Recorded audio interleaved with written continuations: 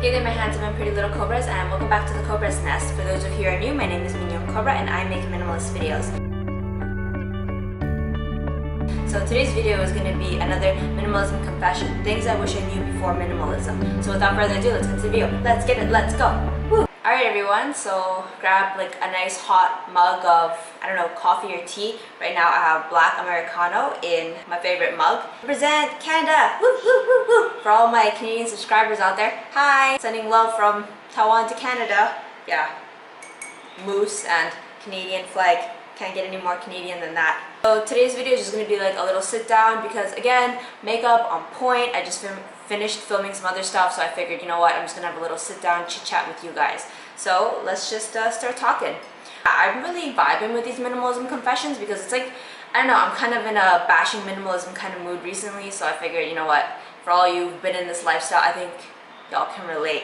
So number one, I don't have to be frugal. I think that there's a lot of videos that tie in there. Like once people realize that, you know, becoming a minimalist also means that you're obviously going to spend less, it kind of, there's like this snowball effect, and then there's like a lot of articles out there that talk about, oh, you know what, like how to be frugal and minimalism, blah blah blah, da da da. I really do think that these two things do go hand in hand, and it is a really good like marriage, being a minimalist and being frugal. But you don't have to be frugal. I don't have to buy the cheapest thing, and I don't have to beat myself up if I do buy something, or I can still indulge maybe spending money on things that do bring me joy, whether it be like spending it on my loved ones, on myself, going on vacay, I guess non-materialistic things. Don't get me wrong, I totally love that you can be frugal and a minimalist, but you don't, like, it doesn't have to be that way. Okay, number two, luxury items. Before I became a minimalist, I kind of had this idea in my head that all things consumers had to go, all things non-vegan had to go. I have a subscriber, she once said that she really liked that my videos, you know, me being the black sheep, that I said that you can have luxury items if that's your thing. I think more and more minimalists are kind of getting on board that if you do like luxury stuff, you can have it. If you've watched some of my other videos, I would go back in time and stop myself from decluttering all my like luxury bags. Okay, number three, makeup is allowed. Being a minimalist meant that I had to be as minimal in my life as possible. So for the longest time, I wrestled with not letting myself have makeup. A lot of minimalists don't wear makeup, and a lot do, don't get me wrong, like it's a personal choice. But for me personally, I wish that I had known that it would be okay for me to wear makeup. I wouldn't have been so hard on my makeup, I wouldn't have decluttered so much of it, and I wouldn't have had so much guilt. Where I'm at right now, I have a comfortable amount of makeup, and it's definitely taught me to be more mindful of what I bring into my makeup collection, and also more mindful of what I declutter.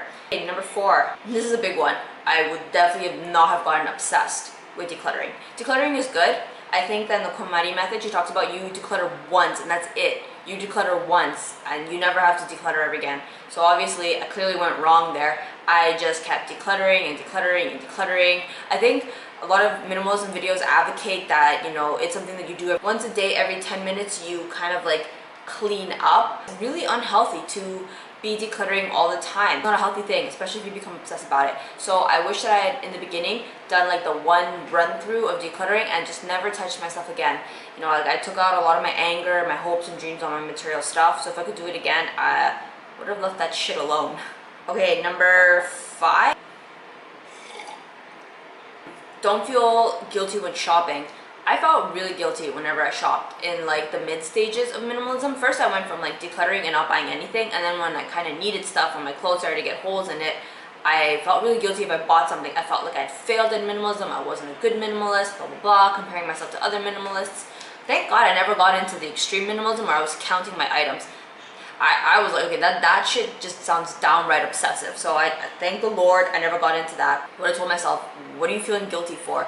You need clothes, like, goddammit, that is like a human right to have fabric on your body. The next one is minimalism makes it seem like you're never gonna regret some of the stuff you declutter.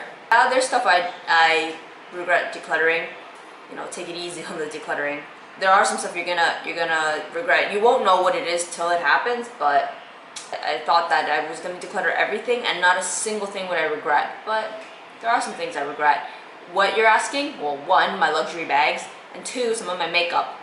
Most likely I'm gonna repurchase it, so kind of a waste of money there. Okay, and the last one is owning less is not a race. Luckily, I didn't get too much into this one, but I think like this is definitely something I think a lot of minimalists can relate to. Just like there's a keeping up with the Joneses. This is something that a subscriber told me. I didn't even know this was a thing, but just how like there's keeping up with the Joneses in terms of like accumulating material stuff. There's not keeping up with the Joneses or keeping up with the minimalism Joneses, like how little can I own, how minimalistic can my house look, how small can my space be, like how much this, how much that, and then you just get caught in another type of rat race, which I think is such a pity, because for me, I had really liked minimalism because it had been my way out of the rat race. After I became a minimalist, I stopped obsessing over material stuff. Vicious voice in my head silenced once I had become a minimalist, because I took so much pride in being a minimalist. I didn't want to bring in more stuff. So I don't know if it's something you guys can relate to, you know, getting obsessed with wanting to be more minimalistic. I mean, yeah, I think me too, I think for sure, but there wasn't anybody, when I started my journey, there wasn't any other minimalist for me to compare myself to. If anything, I felt really weird, because I felt like compared to other normal people, I'm a really big weirdo being minimalistic. There was like nobody. I didn't come across KonMari till like way later in my minimalism journey, when other people were like, yeah, blah, blah, blah, blah.